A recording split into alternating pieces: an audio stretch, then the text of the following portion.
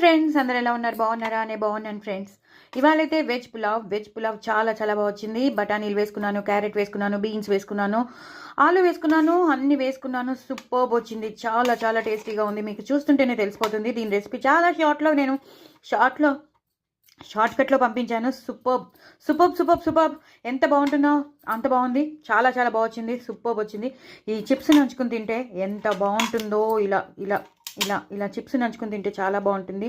అలాగే రైతా, మిరియాల పొడి రైతా చేశాను. సూపర్ వచ్చింది. మిరియాల పొడి రైతా ఇలా ఎక్కువ మన ఉల్లిపాయలని ఇలా పొడుగ్గా తరుక్కుని వేసానేమో.